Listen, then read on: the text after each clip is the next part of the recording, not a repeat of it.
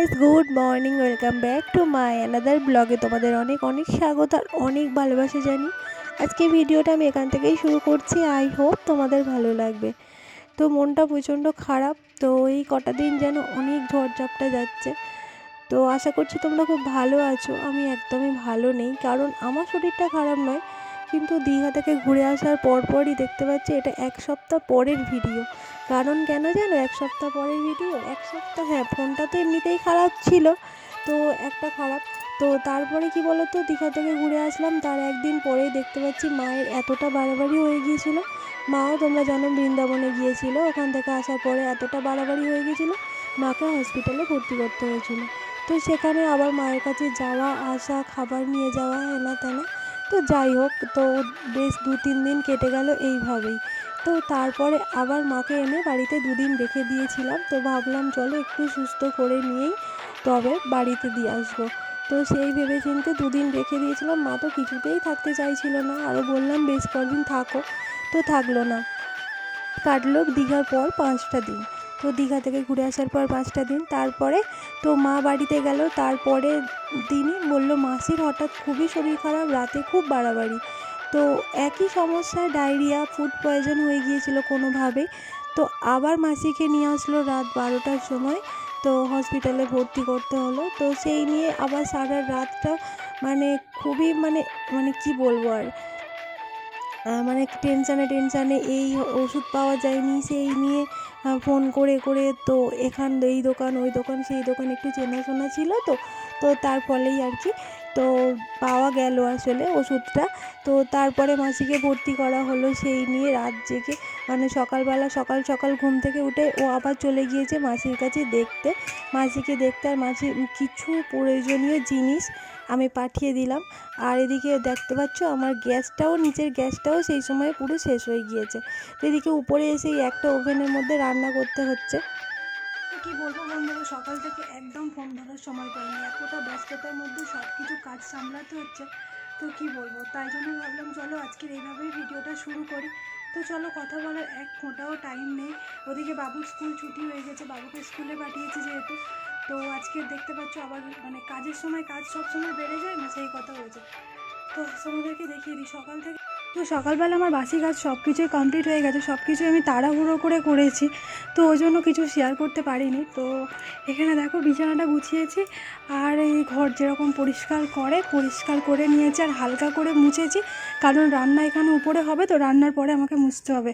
আর এখানে এক্ষুনি কাঁথাটা নিয়ে এসে তুলে রাখলাম, বড় কাঁথা একটা, তো এটা খুব কষ্ট করে আমি ধুয়েছি, তো সেটাকে নিয়ে এসে রাখলাম, আর কিছুই না। আর ওই যে আমার ওখানে রান্না হচ্ছে, সব কিছু দেখতে পাচ্ছ, এই একটা গ্যাসে আজকে সব কিছু রান্না হবে।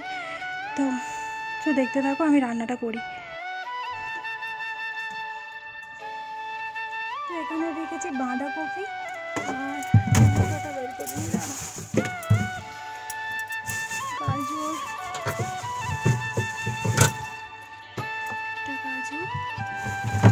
আর মোটামুটি তেমন কিছু লাগবে না। তো সবজিটা বের করে নিলাম, আর সবজিটা হচ্ছে দেখি ও যদি এসে বলে যে ভাবছি যে আজকে গ্যাস তো একটাই তো করবো, যেহেতু মাছের জন্য ঝোল ভাত করবো, আর ভাবছি আমাদের জন্য আজকে যেহেতু নিরামিষ, তো খিচুড়ি বসিয়ে দেবো। তো একটাকে, তো এখানে ফুলকপি, আলু, বাঁধাকপি দেখে কেটে রেখেছি, যদি বলে খিচুড়ি খাবে তাহলে খিচুড়ি করবো, আর নাহলে ডাল, এগুলো সব দিয়ে একসঙ্গে চচ্চড়ি করে নেবো একটা। তো তাড়াহুড়ো করে কথা বলছি, বুঝতেই পারছি।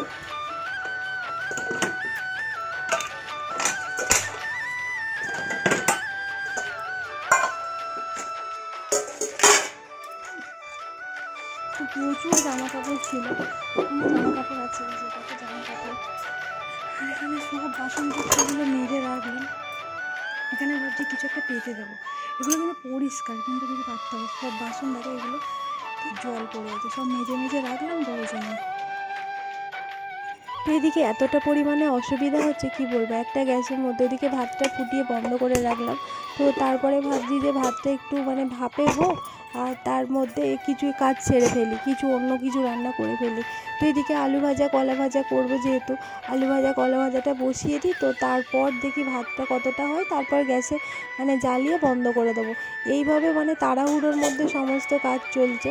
তো কি বলো তো, একের পর এক এরকম মানুষ হসপিটালে ভর্তি হলে নিজেদেরও কতটা খারাপ লাগে বলো তো, ওদেরও কতটা কষ্ট হচ্ছে। তো প্রচণ্ড, মা তো প্রচণ্ড কষ্ট পেয়েছে, আর মাসিরও গলার আওয়াজটা শুনে মনে হলো প্রচণ্ড কষ্ট পেয়েছে। মা হসপিটালে থাকায় আমি প্রত্যেক দিন দেখতে যেতাম, আর মাসি ভর্তি হয়েছে দেখি আমারও যাওয়ার ইচ্ছা আছে, ভাতটা নিয়ে ভাবছি আমিই যাব। তো কি করা যায় দেখি, সেরকম বুঝলে তো ওর বাবা যদি নিয়ে যাবে, নাহলে আমিই নিয়ে যাব। তো মা ভর্তি থাকায় তো আমি প্রায় সময়টা, মানে বেশিরভাগ সময়টা বাবুকে মানে মায়ের কাছে রেখে দিয়ে আমি সেখানেই থাকতাম। তো যতটা রাত্রিবেলা নয় কেউ থাকতো, নয় আমার বর গিয়েই থাকতো বাইরে আসলে। তো এদিকে কড়া বসিয়ে দিচ্ছি। বাবা, আকাশ ডাকছে, শুনতে পাচ্ছ তোমরা?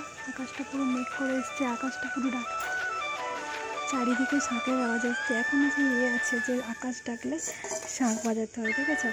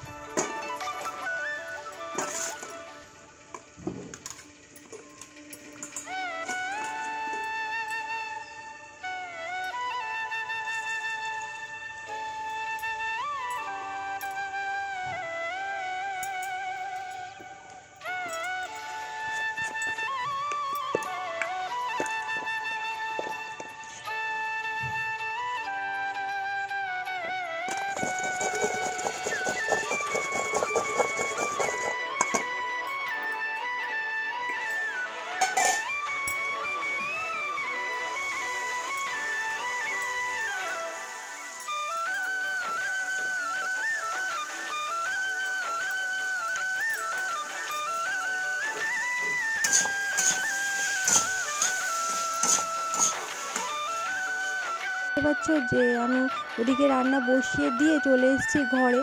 তো ঘরে ভাবলাম জামা কাপড় কটা গুছিয়ে নিই, আর এই কাঁথাটা তো কাচতে গিয়ে আমার প্রচণ্ড কষ্ট হয়েছে। তো এই কাঁথাটা কাচার একমাত্র কারণ হচ্ছে, এই কাঁথাটা মা যখন হসপিটালে ভর্তি ছিল, তো বাড়ি থেকে পাঠিয়েছিলাম কাঁথাটা। তো সেই কাঁথাটাকে গুছিয়ে, মানে এত পরিমাণে প্রত্যেকটা দিন বৃষ্টি হচ্ছিলো, আর এতটা মোটা কাঁথা মানে কাচলে শুকনোও হবে না, পচে যাবে। সেই জন্য আমি একটা ধারে ফেলে রেখেছিলাম, যেদিন রোদ হবে সেদিন কেচে দেবো। আর এই সমস্ত নাইটিগুলো সব ছিঁড়ে গিয়েছে, বাতিল করে দেবো।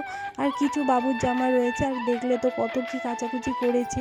তো একটু রোদের মুখ দেখে, এদিকে আবার আকাশটা প্রচণ্ড মেঘ করে এসছে, বৃষ্টি হবে শুনতে পাচ্ছি।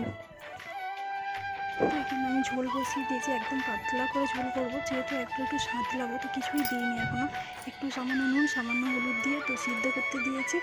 আর এখানে দেখো আলু ভাজা, কলা ভাজা হয়ে গিয়েছে, আর এখানে তো কিছুই হয়নি। বাবু, তুমি স্কুল থেকে চলে এসছো? স্কুলে পড়াশোনা করেছো? আর কি বলেছো ম্যামকে? কি বলেছো? গুড মর্নিং ম্যাম বলেছো? হ্যাঁ। আর কি বলেছো? কি পড়া ধরেছে?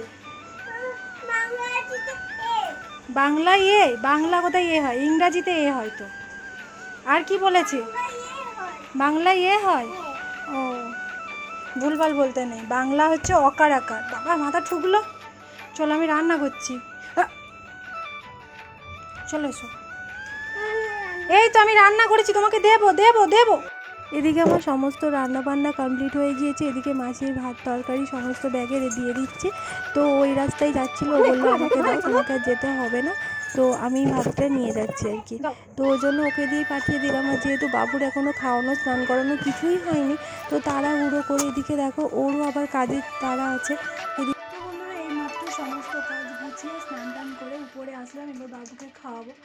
তো আজকে মাথায় জল দিয়ে মেজে চুলটাও খুলিনি, আর শুধু সিঁদুরটা পরে নিয়েছি, টিপটা পরে নিয়েছি। এখন বাজে 2টো, তো ওই কারণে মাথায় জল দিলাম না। আর আজকে আমার অবস্থা প্রচণ্ড খারাপ, উপর নিচ মিনিমাম 10 থেকে 15 বার করতে হয়েছে। তো সেই কারণে পুরো যে সিচুয়েশনের যে কাটাটা ছিল, প্রচণ্ড কষ্ট হচ্ছে আজকে, প্রচণ্ড, এতটা পরিমাণে কষ্ট হচ্ছে আমি ধারণা করতে পারছি না যে এতটা কষ্ট হতে পারে।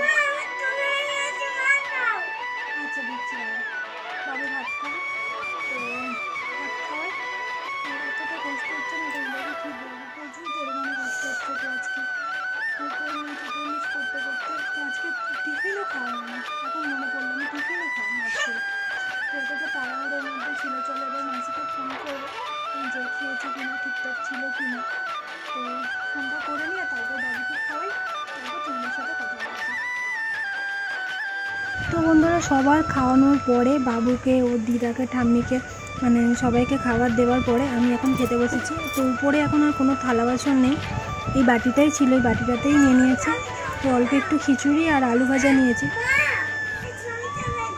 আচ্ছা ঠিক আছে, তুমি কী ছবি তুলবো? এই দেখো বাবু খাওয়া দাওয়া করে বিছানায় তুলে দিয়েছি আর আমি এখন খেতে বসেছি। হাই বাবু, কেমন আছো? এই দেখো তোমরা। এদিকে বিকেলবেলায় এসে গেল ঝমঝমি একটু বৃষ্টি ঝিরঝির করে, তো বেশ ভালোই লাগছে। মানে সকাল থেকে তো অন্ধকার করেই ছিল, বৃষ্টি হচ্ছিল না। তো দুপুরবেলা বাবুকে নিয়ে ঘুম পাড়ানোর পরে তো একটু এসেছিলো ঝিরঝির করে, আবার সেরকম ঝিরঝির করে এসছে আর কি বৃষ্টিটা। বৃষ্টিটা হলে কি বলো তো, ওয়েদারটা বেশ ঠান্ডা ঠান্ডা হবে। দেখো পুকুরের জলে যখন বৃষ্টিটা পড়ে কি সুন্দর দেখতে লাগে না? তোমাদেরকে দেখাতে পারছি কি বুঝতে পারছি না, বেশ আমার দেখতে ভালো লাগছে।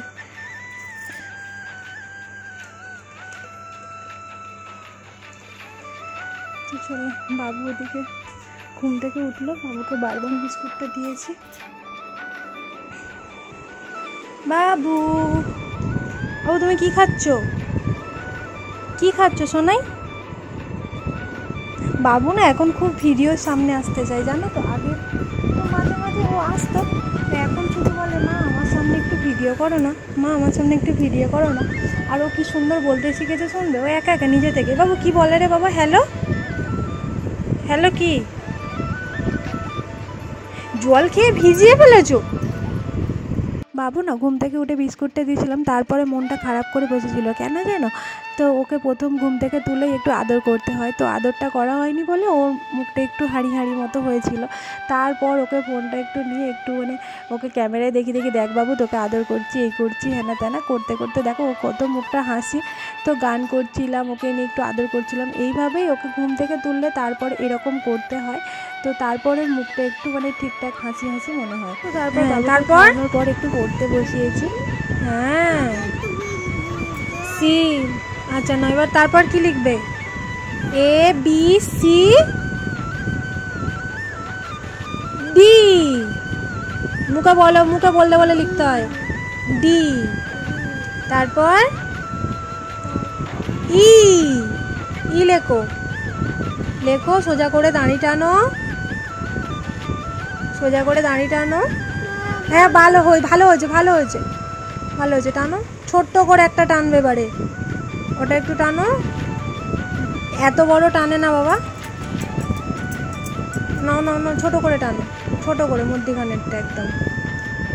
হ্যাঁ ই, ই বলো, ই। এত ক্লান্ত হলে হবে না, চলে এসো চলে এসো, পড়াশোনার সময় এত ক্লান্ত হলে হয়? ওটো টো টো টো, এফ লেখো, এফ লেখো, সন্ধে দিতে যাবো, সন্ধে দিতে যাবো, এফ লেখো, এফ লেখো, এফ লেখো। এ বাবা, পেন্সিল ঠিক করে না ধরলে হাতের লেখা ভালো হবে না। এফ, এফ, থাক থাক থাক, এত বড় করে না বাবা। এফ, জি জি জি জি, মুখে বলো জি, সুন্দর করে করবে জিটা, ভালো হয়নি এটা, ভিতরে ঢোকালে না, জিতে একটু ভিতরে ঢুকবে। আচ্ছা চলো, সন্ধে দিয়েছি তারপর আবার লেখাবো। তো বন্ধুরা বাবু খুব সুন্দর লিখেছে, দেখো অকার আকার পুরো ও পর্যন্ত লিখেছে।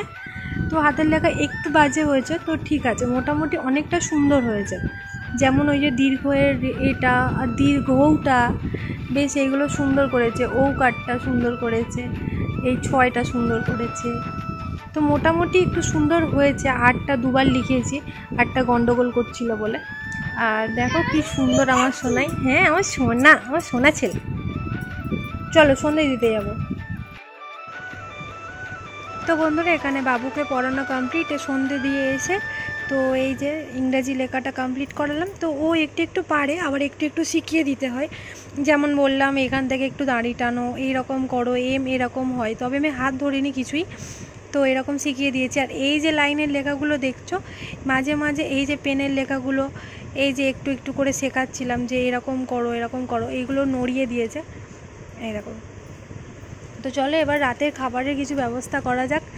তো বাবুর শুধু তো পড়াশোনা করলে হবে না আমার সোনাই, কী করবে তুমি? এটা ডাব্লু করবে, বাহ ভালো হয়েছে। ওটা ছোট্ট করে হবে,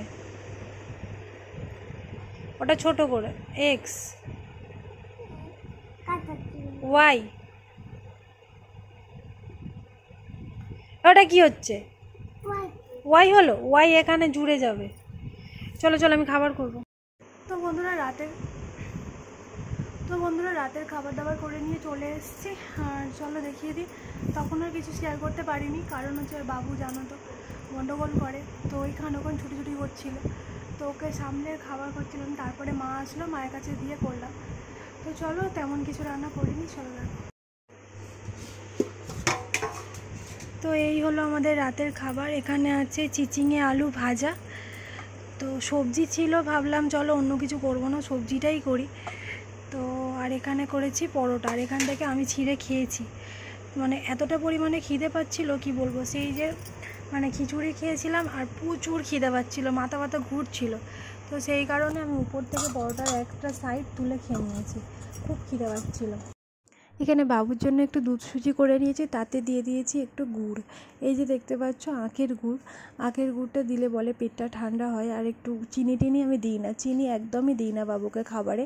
তো ছোটো থেকে ওকে চিনি নুন খাবারে একদমই কিছু দিই না। নুনটা তরকারিতে খাই, কিন্তু কোনো দিন দুধের খাবারে কোনো দিন আমি নুন দিয়ে খাওয়াইনি। তো এদিকে বাবুর খাবার হয়ে গিয়েছে, আর এদিকে চলে এসেছি বাবুকে খাওয়ানোর পর। তারপর চলে এসেছি একটু বিছানাটা গুছিয়ে নিতে। তো বিছানায় পড়তে বসা মানে ওর তো একদম চারিদিকে সব কিছু খেলানো, পেন্সিল বক্সে সব কিছু গুছিয়ে রাখা। তারপর আবার কালকে সকাল হলে বাবু স্কুলে যাবে, আর বাবুর স্কুলে যাওয়ার একটাই ভালো লাগে কি বলো তো, ওই টাইমটা আমি সব কিছু গুছিয়ে নিই। আরও স্কুলে গেলে প্রচুর আনন্দ পায়, ও স্কুলে যেতেও ভালোবাসে। যে অনেক বাচ্চারা আছে স্কুলে যেতে চায় না, সেরকম নয়, বাবু কিন্তু স্কুলে যেতে প্রচণ্ড ভালোবাসে। আর ওর ম্যামও বলে ও চুপ করে বসে থাকে, যে ওকে কিছু বললে কথা শোনে, এই আর কি। তো আমারও শুনেও বেশ ভালো লাগে, একটা নিশ্চিন্ত থাকি। তো ওদিকে মাও থাকে, মাঝে মাঝে দেখেও আসে। তো এদিকে দেখো বিছানাটা গুছিয়ে নিচ্ছি একদম পরিপাটি করে। তো এবার আর রাতে কি বলো তো, রাতে ভালো করে বিছানাটা ঝেড়ে তো এবার খাওয়া দাওয়া করে ঘুমিয়ে পড়বো। আর তেমন কিছু কোনো কাজ নেই। তো আর যেগুলো মানে শুকনো দিয়েছিলাম, তো বৃষ্টির কারণে কিছুই শুকনো হয়নি, তাই গুছোনোর কিছু কারণ নেই। ভিতরে সমস্ত আবার মেলে দিলাম সেগুলোকে। তো এদিকে বাবুর মাথার কাছে সমস্ত কাঁথাগুলো রেখে দিচ্ছি, কারণ বাবু তো আর রাতে ডাইপার পরে না, সেই ডাইপারগুলোর বদলে এই কাঁথাগুলোই আমার লাগে। তো বাবু টয়লেট করলে চেঞ্জ করে কাঁথাগুলো, বড় কাঁথাগুলো দিয়ে দিই, আর জামা কাপড়গুলো ঠিক মাথার কাছেই নিয়ে নিই। আর ও কোনো দিন হয়তো মানে চেঞ্জ করতে হয়, আর কোনো দিন হয়তো টয়লেট করেই না, এরকম। তো তবুও মাথার কাছে সমস্ত কিছু গুছিয়ে রাখি, জলের বোতল, বাবুর ছোটো পাখা, মানে হ্যাঁ ছোট্ট একটা লাইট, সব কিছু ওর মাথার কাছে আমার গুছোনো থাকে একদম পরিপাটি করে। তো চলো বন্ধুরা, আজকে ভিডিওটা তাহলে এখানেই শেষ করছি। টাটা, তোমরা সবাই খুব ভালো থেকো, সাবধানে থেকো, বাই বাই, গুড নাইট।